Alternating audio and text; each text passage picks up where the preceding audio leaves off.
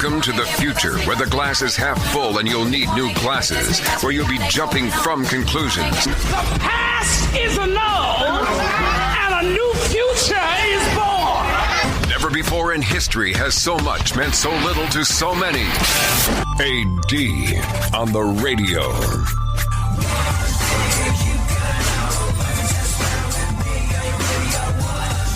So today, this week, we celebrate D-Day and the landing at Normandy. I don't know if you've had a chance to listen to this ever before, but check out General Dwight D. Eisenhower's D-Day speech. Soldiers,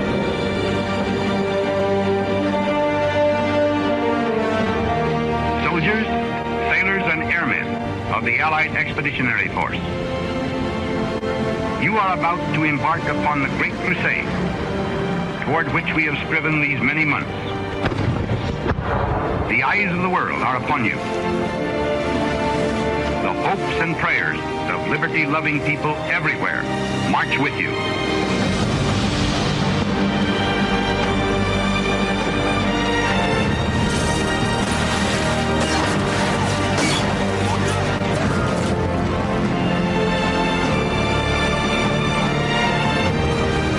You will bring about the destruction of the German war machine,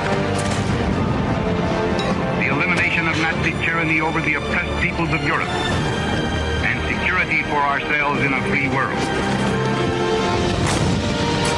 Your task will not be an easy one. Your enemy is well-trained, well-equipped, and battle-hardened. He will fight savagely.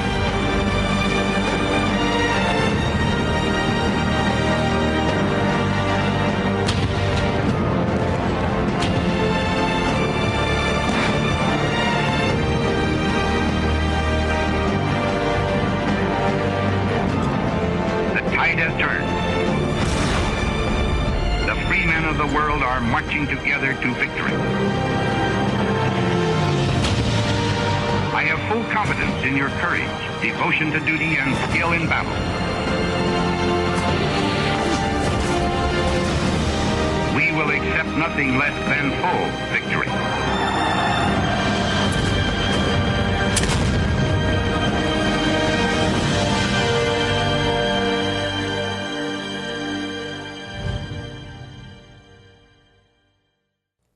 So this is how I honor my grandfather on D-Day. This day, this week in 1944, one grandfather who was part of the British intelligence effort during the Second World War stormed the beaches at Normandy. Was kissed by de Gaulle. Elsewhere, my other grandfather flew as groom and avenger into battle as a United States naval aviator. My grandfathers fought for freedom. They came home. They raised families. They succeeded in business. They built homes with their own two bare hands.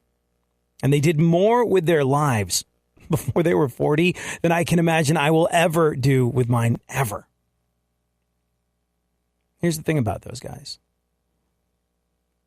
And I think lots of people have stories about their grandparents that were of that generation being the same way. But both my grandparents, both my sets of grandparents and both my grandfathers, both humble to a fault.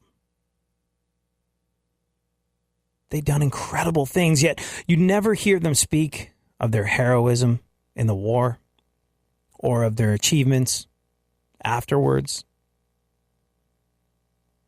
I think the only time I ever heard any of them brag it was about their kids or their grandchildren. Both were kind, charitable men. They were generous without question. Both genuinely cared for their fellow countrymen. They cared for the ones they knew as well as the strangers. Their kindness of heart and their kindness of spirit was an unconditional thing. Never once did I see either of these two men dismiss another person or act as though their many achievements and acts of valor made them any different or any more significant than anybody else. My grandfathers, they looked for opportunities to give and to help. With their friends, with their families, within their communities, with works of charity. They frequently reached out to help the needy. My grandfather on my mother's side even took several in after retirement. He helped people, oftentimes strangers, get back on their feet, find work, house, feed, and clothe them until they managed to get their lives together. They were truly part of the greatest generation. These men who are willing to lay down their lives for all of our freedom gained a perspective that too often eludes us today. They realize that we're all in it together. They realize that in times of war and in times of peace, they wanted to look out for their countrymen and allies. Today, I honor and remember them not only by saying thank you, but also by trying to uphold the values they stood for and remembering what they never forgot, that we are all on the same side. Real Never forget. Radio. 104.1.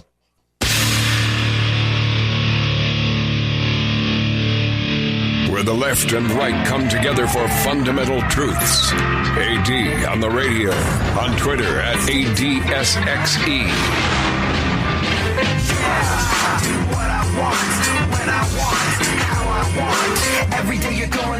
You know, on D-Day, thinking about what we were going to talk about here today, I pulled out pictures of my grandfathers. I was like, let's talk about that. And I'm looking at these pictures of these men who really did so much. And just, I don't know. The looks in their eyes. It's like they were ready for anything. They could conquer the world. I put these pictures up on my blog on the website. You can check them out. They're also on Facebook, and I'll tweet them out as well. I showed the picture of my English grandfather to a buddy of mine. He was like, this is a man who crushed the world. Look at the confidence in his eyes. I was like, yeah, there's no getting around it. And then there's a picture of my other grandfather. I don't know if he was getting ready to take off or if he just landed, but he's in his Grumman Avenger on an aircraft carrier in the Pacific. He's either flying off into something that could mean death, or he just returned from something that could have meant death. And the smile on his face is just radiant. And people talk about the greatest generation. And you do tend to romanticize and idealize the past. And the further we get from that past, and the further we get from the idea of the greatest generation, these World War II folks, the more idealized it's going to become, the less of a hold on the reality of the situation we will have as there's less and less of those folks around to tell the stories. So we do romanticize. We do look at pictures like the ones of my grandfathers and go, these were real men. These were real men that did real things. But they were. Both of them unbelievably accomplished dudes. My English grandfather, like I said, British intelligence in the Second World War. Helped plan the storming of the beaches at Normandy, stormed the beaches at Normandy, kissed by de Gaulle. Got a first in Oxford. We got a first at Oxford. Spoke 5-6 languages with a focus on language. After the war, had a bunch of kids, moved to America, ran a massive company. My grandfather on the other side, the American one, the guy who flew planes off of aircraft carriers, full ride to Cornell graduate, risked life and limb in the Second World War, came back home, got a job, mid-level somewhere at an American company, worked his way up to the very top by the time he'd retired. Always said he felt more comfortable around the little shots and the medium shots than the big shots. Humble guy. Both of them had a bunch of kids, loving family. Sent them off into their respective colleges and careers, and you look back on what these men achieved, what they'd done in their lifetime, and it's an intimidating thing. For me, anyway, I look at these guys, I'm like, I'm a yuck on the radio. They accomplished so much. But the point I'm trying to make, I suppose, is not that, boy, didn't my grandparents do a lot. The thing about them is you never once heard, like I said, an arrogant word come out of their mouths. They looked for opportunities to give and to help in their communities, to their friends and family members. They're very giving of spirit. Never really seemed to think of themselves too often.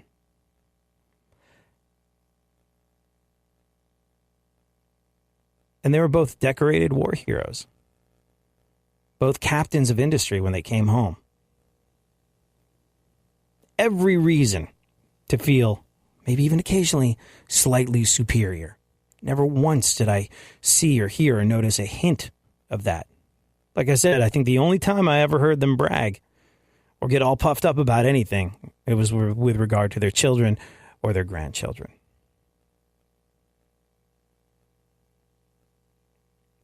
They fought for freedom with pure hearts. And when they came home, they didn't care who you were. They'd fought for your freedom, and they respected you. Maybe they had to. Maybe that was part of it. Look, you went off, and you legitimately fought for freedom since the Second World War. Nothing like that has ever really happened, where there is a singular force trying to overtake the world and you are actively fighting for the freedom of everyone else. And I think that perspective that they gained while they were fighting, while they were storming the beaches of Normandy, when my grandfather was shot down behind enemy lines at Iwo Jima, they were fighting for everyone back home. Maybe it was a clearly defined conflict where there was good and evil. And there was a mess afterwards, there's no doubt about that. But in their minds, they were fighting for all of us. And I always think when I think about these men and what they did and what they achieved and what they went through in the war, that the most inspiring thing about these guys was probably their attitude when they came home, which is something I try and live by every single day. And I'll share it with you. Money making, skills on the mic, keep me paid every day, and for part of the battle, just bounce down, better act like you know.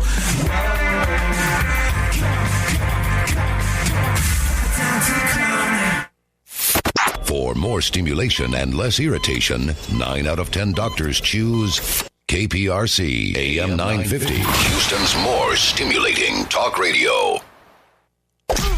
Don't get the blues, get all the news. We mean all of you guys out there in Radioland. All aboard! He's back. AD on the radio. Give it up, yeah. Give it up, yeah. Bring this on, come on, come on. So both grandfathers, decorated war veterans. Like I said, captains of industry when they came home. Both huge overachievers in the world of academics. One grandfather, a first at Oxford, spoke like a bunch of different languages, 5, 6 of them. And the other one, full ride to Cornell. Bananas to me. Just so beyond my realm of comprehension. Like I said, both of these guys did more by the time they were 40 than I ever hoped to achieve with my life ever. And both of them risked life and limb and fought for freedom in the Second World War. And all of the above is inspiring stuff. Sometimes intimidating stuff. But do you know what it was about my grandparents that really has stayed with me over the years and what really does inspire me? It was how they treated people. People they knew. Strangers. Neighbors. They were kind. Both of them had this thing they could do where when they spoke to you, they made you feel like you were the only person in the room on the planet. Didn't matter if you were their boss, their coworker, their neighbor, their son, their grandson. When they spoke to you, you got their full focus and their full attention. Regardless of who you were, how well they knew you, your station in life, your social standing, they lived by example, and that example was one of decency toward people. Decency without hesitation, decency without prejudice.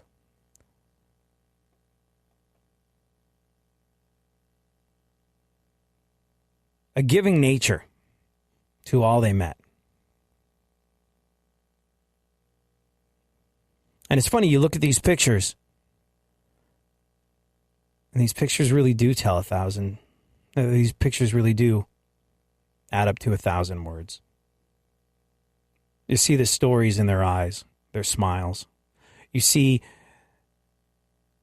their attitude, their determination, their desire to take on the world and to live a life. You see all of this in just these two pictures. Please look at them. They're on my blog. And I'm sure you've got pictures of your family about which you feel exactly the same.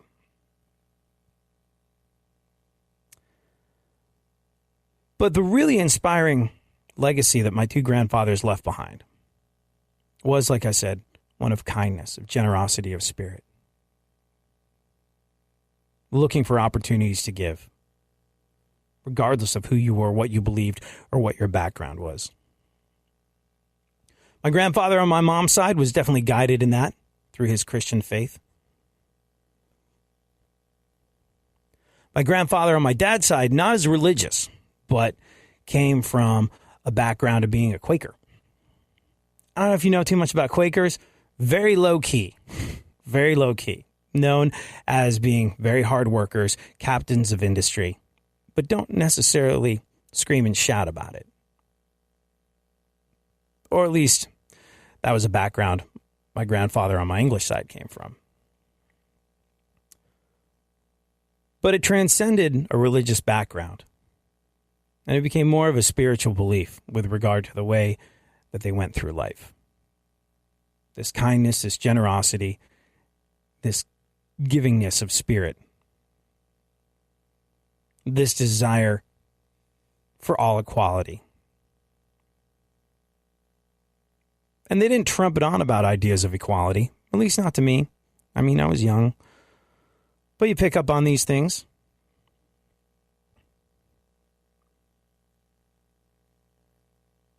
They spoke more with their actions than they ever did their words.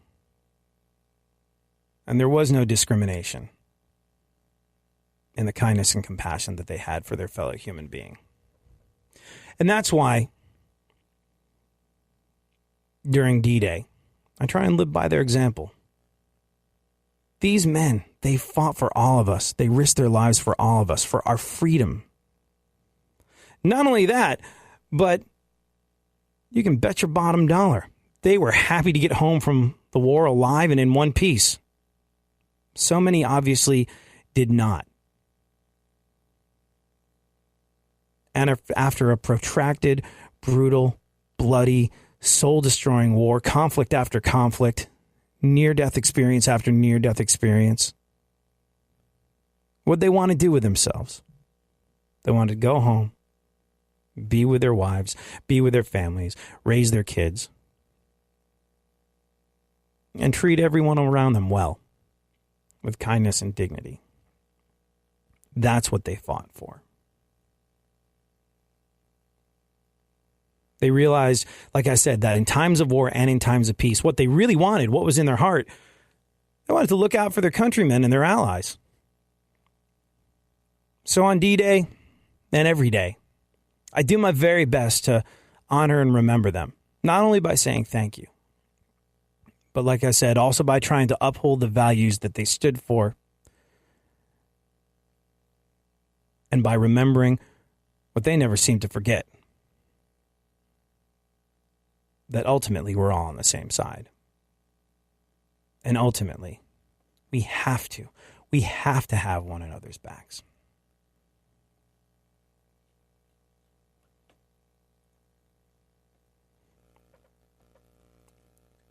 They also fought for, well, freedom, to come home, spend your money on the things that you want to spend it on, like delicious donuts. That's all I do, man. I just watch TV all day, eat donuts. You know how I feel bad for the donut ladies when you go into these donut places? Because people can never make up their mind, But the donut ladies know how to get back at you. They do the subtraction for you in front of the other customers and make you look like an idiot, I'll take a dozen donuts. I'll start with 7 chocolate. You have 5 left. Oh. Oh, how many? 5. I have 5 donuts left, everybody. If I order one more, then how many would I have left? How many would I have at that point if I order another donut right now, at this point in time? That's my question, donut lady. You'd think the donut ladies would just snap and shoot somebody, I'll take a dozen donuts. I'll start with 4 chocolate and 2 strawberry and 3 Bavarian Crunch twists and 5 strawberry. No, 1 honey wagon twist. No, 3. No, 2. No, 1. Put it back. Hey, let's go outside and think it over, huh? You ever go to buy a dozen donuts and you run out and you wind up just buying 2 dozen because you can't make up your mind on the last 2? I do that literally all the time. Do you, Funkhouser? Yeah. And usually at like 2:30 in the morning. Oh, are they fresh at that time? Oh, that's the perfect time. That's the police time. That's a police? Really? That's when. I thought I thought you don't get the good donuts till like 4 or 5. I thought that's when. I don't know. Perhaps I need to readdress my philosophy of donut purchasing. One of the many freedoms that my grandfathers fought for. All right, Funkhouser, how do you think you can get ahead in the workplace? Like, if you really, really wanted to make a name for yourself around the office, what would you do? What would I do? Well, it's good to be friends with everyone, I guess. You go around and, try to relate friendly, to people. Personable. Probably gifts are good. Do your job really well, have a work ethic that stands out. You'd think all of these things would be the way to get up in the world. Here's the thing. Scientists have figured out that there are 2 things that have nothing to do with how well you perform your job or how well it has nothing to do with how well you perform your job or your work ethic or anything like that. It's almost unfair that these things would help somebody in the workplace because these are not things that everybody has within their abilities to do.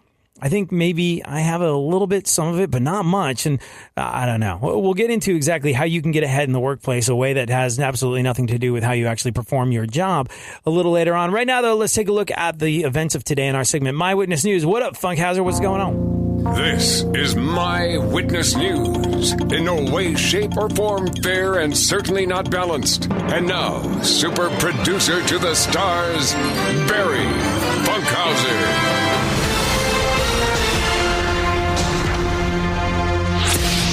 Well, we lead with the leading story.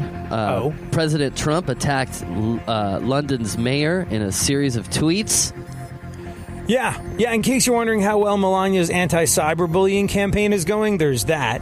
It's just, look, if you've listened to the show for any length of time, and I know we have new listeners all the time, especially because we're on in the Inland Empire now, and that's kind of a new thing. But if you've listened to the show for any length of time, this is a deal.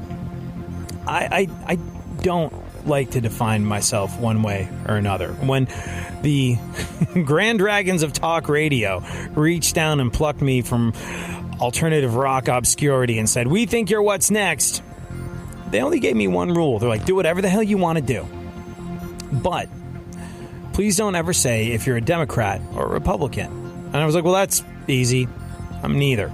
They're like, really? What are you? Libertarian? I was like, no, I'm not. No, I suppose on paper, the closest thing that I could be to a definable political side taker would be a libertarian, socially liberal, fiscally conservative, would like to pay less taxes, have small government. I'll look after my own, stay the hell off my lawn, keep your hand out of my wallet, Uncle Scam. We'll be good to go. So I guess technically that's a libertarian, but the problem with that is you tell people you're a libertarian and immediately a bunch of pot-smoking rednecks invite you to come over to their house and shoot AR-15s, and that's not my jam. That's not my thing. So I don't know. Because when you do,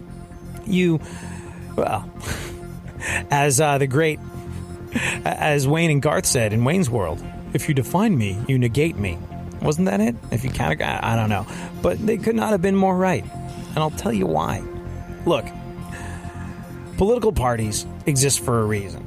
And that reason is to remove critical thinking from your thought process when it comes to pulling the lever of democracy and making that vote. It's the worst part of how we run things in this country. The fact that you, to be a participant in the primary elections, must be registered as something.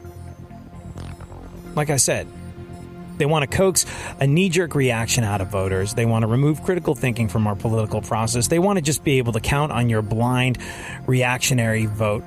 And that's really, really stupid. And there are elements of every politician. I mean, generally speaking, I distrust them and I spurn them as I would a rabid dog. I wouldn't trust most politicians to sit the right way around on a toilet seat. But there are elements to most politicians' careers that you're going to be like, oh, that was all right. I kind of like when they did that. And elements of their career where you go, oh, I can't believe they did that. What were they thinking? They weren't thinking. They were thinking of themselves. They're not a public servant. I see what you did there and you suck. It's just the way it goes. And anybody that wants to blindly pledge loyalty to a politician at a local, federal, or state or national level and say everything they do is right, and I'm cool with that, well, bravo. As the great DJ Khaled would say, you played yourself. Good job. That's what they want you to do.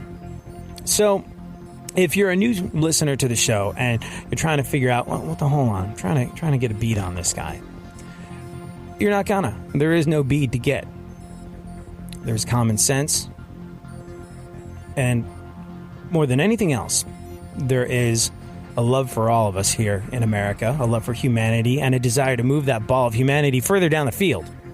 So you're not going to hear me saying things like, everything Trump does is wrong, or everything Trump does is right.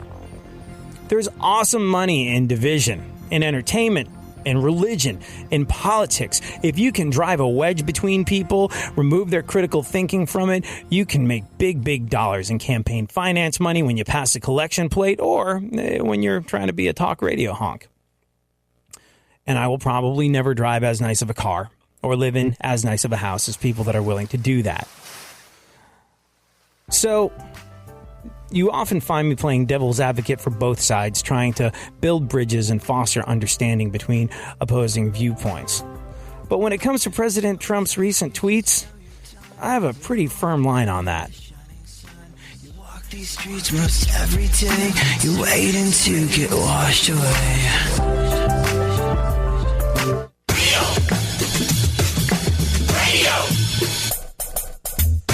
Radio.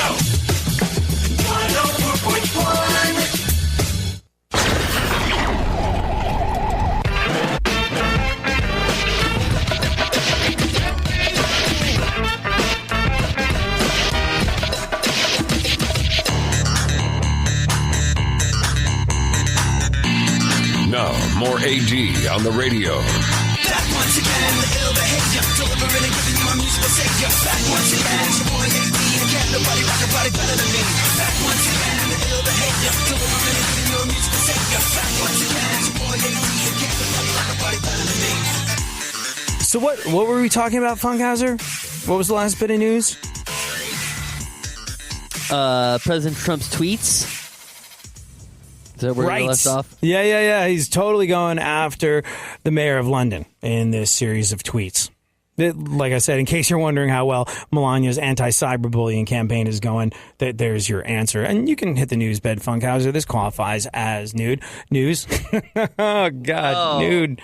No, hold on. Okay, no. First it was nude Trump, and now it's nude Melania. And I'm okay with that. Like I said, I don't believe in swearing blind allegiance to any particular politician. I think if you do, you're limiting yourself. You want to be able to move through life's choppy waters in an agile way, not unlike a duck through some turbulence in the pond or lake or whatever the hell this particular duck is going through. Does that make sense, Funkhouser? Did that metaphor hang together? Yeah, I think so. There you go. You want to be able to move easily through life's turbulence like a duck through choppy water. There you go. And it's a pleasant for that image, reason, too, also. Yeah, pleasant image. And for that reason, you're never going to hear me say, everything Trump did is wrong, or everything Trump does is right. You won't hear me say that about anybody. Except for Funkhouser. He's the best. Yay, everything I do is wrong. And look, Mayor London Sadiq, not necessarily free of blame when it comes to hurling stones, slinging mud, whatever you want to call it, going after the president. And look, would you have known who the mayor of London was previous to this? Like, regardless of the terrorist attacks, would you have known who that is? Would you have known Sadiq Khan was mayor of London if he hadn't gotten into a Twitter fight with Donald Trump, president of these United States of America and leader of the free world? No, probably not. So I'm going to go out on a limb and guess this guy's a politician. He wants to make a bit of a name for himself. What do you do if you want to get a reputation on the playground? You go after the biggest guy. And that way, you make a name for yourself. And so he's gotten into it with Donald Trump. And Donald Trump, not shy about taking the bait in these Twitter battle situations. Rather enjoys going off on the interwebs, I think.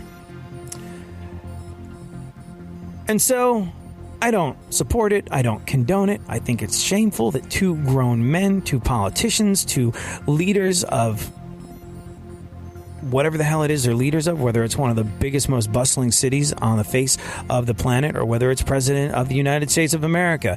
It's unbecoming for them to go after each other on Twitter like 6th grade girls. Actually, most 6th grade girls I know are a little bit more polite than that. It's not cool. How many it's 6th grade girls do you know? Well, I've got my little cousins who are unbelievably polite and who are unbelievably well-mannered and unbelievably, and this is where I think parenting really comes into it in this day and age. You got to get there quickly and early when you are instilling values in the kids of today, because they are the future of tomorrow and all of the above. But yeah, no, it's funny. I talked to their parents about it. I'm like, these girls, they're 12, yet they're these little fully formed people. They're very good. They're not just well behaved. They're good hearted. They are kind. They are, and she was like, their mom was like, you gotta get in there early, because there are so many things that are going to preempt your upbringing if you don't show them sort of what's what. They're going to learn from the internet. They're going to learn from their classmates. They're going to learn from just the worst possible places. So you got to raise your kids, and you got to do it sooner rather than later. And it's tough because you don't know at what age they really start taking all this stuff in. But I got to say, they're two of the most well-behaved, well-balanced people I've ever met in my life. And to compare... I got to be honest, to compare Donald Trump and the mayor of London to 12-year-old girls is doing these 12-year-old girls that I'm thinking of a tremendous disservice. Their mom does things like, this is a story for another day, but I really admire how my young cousins have been raised. I really admire the fact that their mom takes them to educational fairs for people in low-income areas, so that they see their world of privilege, of two parents with careers and jobs and enough money to provide housing and food and a real education and a real shot at life. All these things that they were fortunate enough to grow up with. They're very clear that others don't have them. And they're very clear on how that is inequality. Every kid deserves a shot. Every kid deserves a shot. And every kid is not getting one right now. And I think it was that. I think it was going to low-income neighborhoods for educational fairs and doing what they could in these situations to help kids without a shot at a real education get one. I think that was really what shaped their worldviews and made them understand that circumstances don't necessarily always offer a level playing field. And like I said, the level of human dignity and compassion that they show the people that they run into in life puts to shame that of many world leaders. And so, like I said, you're never going to hear me saying a situation or a politician is either black or white. It's not all good. It's not all bad. I believe there's a lot of gray in this world, and oftentimes when you are trampling through the gray is where you're going to stand the best chance of finding some truth. But I can tell you this. Donald Trump going after the mayor of London on Twitter, well, historically, these two have set a precedent of doing that to one another and setting a horrendous example for the rest of the world. Right now, really, dude, right now, it's like going to somebody's funeral and being like, let me tell you why you suck. This is why you suck. See these dead people? That's why they're dead. The hell, man? What the hell are you thinking? Just put the freaking phone down. What else? Oh, are we out of time? I could tell you about Kellyanne Conway's husband, George, criticizing Donald Trump for his tweets about his proposed travel ban. I'm just shocked that somebody married Kellyanne Conway.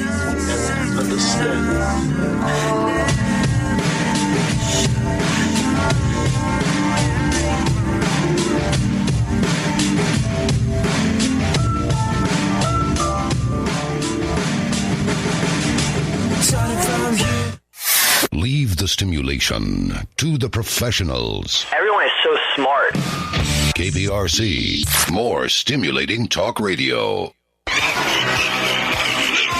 There's something happening here, and you should know what it is. The dumbing up of America. Now, more AD on the radio. All right, Funkhouser, a little bit more news, and then I'll let you know how you can get ahead in the workplace. Has nothing to do with your ability to perform your job or your work ethic. And it's a little unfair that this could get you ahead in the business world, but it can, and we'll discuss it after we finish what remains of the news. What else, Funkhouser? Elon Musk resigned from Donald Trump's Business Advisory Council to protest the Paris withdrawal. Yeah. Elon's so cool. out. Yeah, I mean, it was so cool because it's Elon Musk, and he just, like, activated his jetpack and blasted off into the sky. That guy knows how to make an entrance and an exit.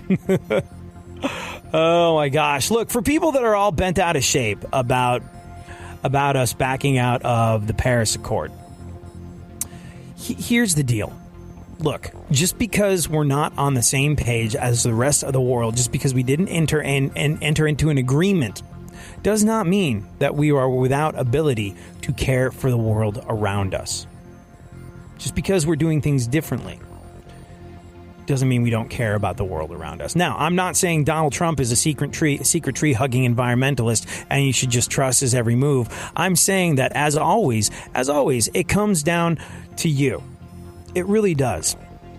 Arnold the Governator Schwarzenegger had a thing to say about this. And it was funny because I was like, you know, people that are all bent out of shape about us leaving the Paris Accord, I get it. I do. I understand. It's been painted as this massive ecological disaster just waiting to happen because we didn't sign a piece of paper that said we're going to look after the planet in the same way that the rest of the world's going to look after the planet. But it really, like I said, has so much to do with you, the individual, and how you go through life. Not just personally, not just because you're composting, or not just because you're recycling by having a plastic bag full of other plastic bags in the cupboard under the sink. No. You can make real, palpable changes in the way that locally, in your state, things are done with regard to conservation and to energy. One man cannot destroy our progress. One man can't stop our clean energy revolution. And one man can't go back in time. Only I can do that. President Trump says he's pulling out of the Paris Climate Agreement. My message to you, Mr. President, is that as a public servant, and especially as a president, your first and most important responsibility is to protect the people. 200,000 people die every year in the U.S. from air pollution. And that half of our rivers and streams are too polluted for our health. We can't sit back and just do nothing while people are getting sick and dying, especially when you know there's another way. Mr. President, I know that it can be easier and more comfortable to look backwards. And to many people, the past we know is less scary than the future that we don't know. But some of us know what a clean energy future looks like. And it isn't scary. We have seen it in cities and states and all over the world.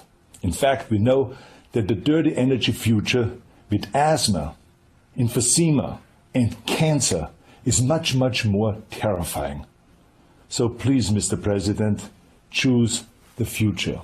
No one remembers the people who told President Kennedy not to go to the moon. We remember the great leaders.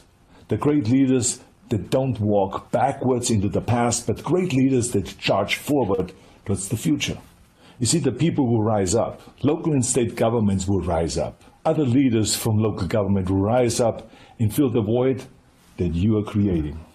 Like all the great movements in human history, our clean future starts with the grassroots movement in our communities, our cities, and our states. 70% of our dirty emissions can be controlled at the state and local level.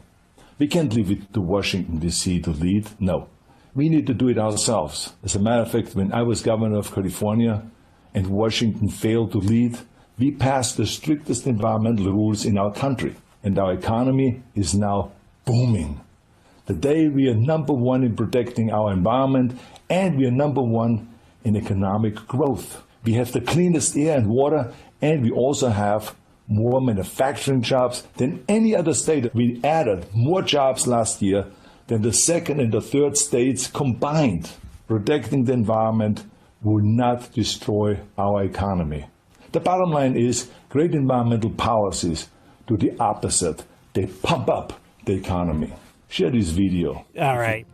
Now, bear in mind, you got to take this with a freaking grain of salt, only because it does come from the governor, a man who was like, I drive my Hummer over you little girly men, just like a couple of years ago. And the point I'm trying to make is that, look, if you think all is lost because Donald Trump didn't sign into the Paris Accords, well then, it's not. It's within you, always within you, at a local and state level. This is why we have states' rights in the first place. This is why that exists. It's a states' rights issue in many situations. Our health, our economy, the local economy, and how cleaner energy affects all of that. And what is of clean energy? These are not easy questions to answer. They're not. The carbon footprints that are being left behind by electronic cars, a lot of people now say those are just as high as if they were fossil fuel burners. There's not a clear and easy answer to any of this. And anybody who tells you there is, well, jury's still very much out on that, so there's a very good chance that they're lying. But you do have an opportunity within yourself at a local level to make choices, but you have to be involved. You have to be involved. So if you're one of those folks that feels all hope is lost because of what Donald Trump did by not being part of the Paris Accords, by pulling America out of the Paris Accords, it means that he has decided we will not be looking after the environment in the same way that the rest of the world has chosen to do so. It does not mean that we cannot look after our environment. The Earth is here. The Earth has survived. The Earth will outlast us. We are an especially fortunate germ that got off of a slide. People are saying, Mother Earth is crying, we're destroying that. No. We are a blip on the freaking radar of the Earth's history. It will sustain and exist long after we were gone, the way it did long before we were here. So understand this. When you are looking after the environment, you are looking after yourself, you are looking after your neighbor, you are looking after your children and your children's children. Think of the effort you put into doing the right thing for the environment, the right thing for the earth, the right thing for your town, your city, your community, as a completely selfish thing. Because really, ultimately, like I said, we're a successful germ that escaped from a slide for just a little while, and soon, in the grand scheme of things, in proportion to the rest of the Earth's history, we will be gone. And we want to make the time that we have here on this Earth the best it can possibly be. So when we're looking after the Earth, think of it as a selfish move, because you're really doing it for your own good. All right, Funkhouser, how much time do we have No left? pressure at all. Like 5 minutes? All right, let's do a couple more pieces of news. Okay, Vladimir Putin says he barely recalls meeting Michael Flynn at the dinner in the Russia homeland. Although, in Putin's defense, you try remembering anything when the only thing you had for dinner is a fifth of Stoli. Go on. A Philadelphia-based company believes it can conquer brain death. Well, I would imagine their research is being opposed by Democrats and Republicans alike. If this thing succeeds, if they can conquer brain death, they would lose a ton of voters. Topical. Go on. Apple announced they're releasing their first new product since the Apple Watch. Do you know what it is? No. Yeah, nobody knows what it is. Yeah, the eye, whatever the hell it is. And despite no further details on the new Apple product since the Apple Watch being released, every single one of them has already been pre-ordered by white people. Go on. In addition to rompers, there are now lace shorts for men. What? I'm still adjusting to the idea of men in rompers. Lace shorts? Like frilly lace? Yeah. Mine are on the way in the mail. No, they better not be. 2 to 4 business days. That is not okay. Yeah. Lace shorts for men, in addition to rompers. So yeah. So I think it's time to stop whining about Russia hacking the presidential election and the environment and the climate accords and all of the above. All of that irrelevant. We're freaking defeating ourselves, lace shorts for men. Go on. They're probably so comfortable. There's a new ranking of the nation's worst employers. Yeah, well, at least the station can say they're the best at something. Go on. A new study says rock climbing can reduce depression.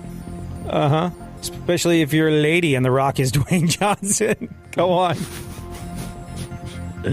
Scientists think they can use gene therapy to end things like asthma and food allergies. Oh, that would be great. Dude, yeah, come on. I'm nothing at all without my albuterol inhaler. Currently suffering. Yeah, it sucks. And the food allergies, forget about it. Oh my gosh. The food allergy is different from a lactose intolerance, though, right? Because, like, if I eat the wrong kind of ice cream, oh my gosh, there goes the rest of the day. Sucks. I wonder if gene therapy can make it okay for me to eat Baskin-Robbins again, because that would be awesome. Also means that millions of school children have to come up with other ways to figure out which kids to bully. You're not wheezing and you're not allergic to this food? Well, I guess we'll have to move on. Oh my God. Being a kid with I didn't have a retainer and an inhaler, but having an inhaler as a kid, like... Oh, that was like you had the retainer kids and the inhaler kids, and then you had the ones that had the retainer and the inhaler, and they were like in constant fear of losing both of those things. Like, oh no, my mom's gonna be so mad, and really they're just mad that they're going to die. It's just, oh my gosh, I was just an inhaler kid. So I only had to worry about losing one expensive thing that was supposed to be good for my health. All right, what else, Funkhouser? Walmart's in the news. Walmart's testing a plan where employees drop off orders at customers' homes. Oh. Yeah. Retail places are like closing left, right, and center. And it's because everybody just like orders stuff on their phone, and booyakasha, it shows up on their doorstep, and it's a wonderful, wonderful business thing. Days, like my lace shirt. No. Yeah. So now home delivery from Walmart. Well, there you go. Great news for anybody who's ever wanted a quadruple XL Dale Earnhardt tank top hand delivered by a creepy weirdo in a windowless van. Here's your shirt. Here's your shirt. How much time we got left? Like a minute. You got to wrap it up. Let's talk about how you can get ahead in the workplace. Experts are now saying that being funny is a great way of getting promoted. Yeah, and just being funny. And it has nothing, like I said, to do with your work ethic or your ability to perform your job. So it's a little unfair. It's a little unfair that being funny could help you get a promotion or a raise. I don't know if it's true, though, because everybody around the office everyone around the office feels like my hilarious Christopher Walken impersonation is totally on point. Yet I haven't gotten a raise in I don't know how long, so I don't know if that's the case. I mean, this is a good one, right, Funkhouser? What if my dog Millhouse talked like Christopher Walken? Oh, no. Dad, it's terrible news. We're all out of kibble. We should get some more. Go for a walk. It's exciting. See? That man deserves a raise, doesn't he? I guess so. Thank you. Thank you very much. Yeah. The other thing that can get you ahead in the workplace, playing video games. Yeah, according to a new study, people who play at least 2 hours of video games a week are more likely to succeed at work. Why? Well, it's because the games help you develop skills like critical thinking and problem solving. Oh, wait, all the skills, all the qualities that politicians want to divorce you from so they can just count on your mindless vote can be restored by playing video games to Xbox.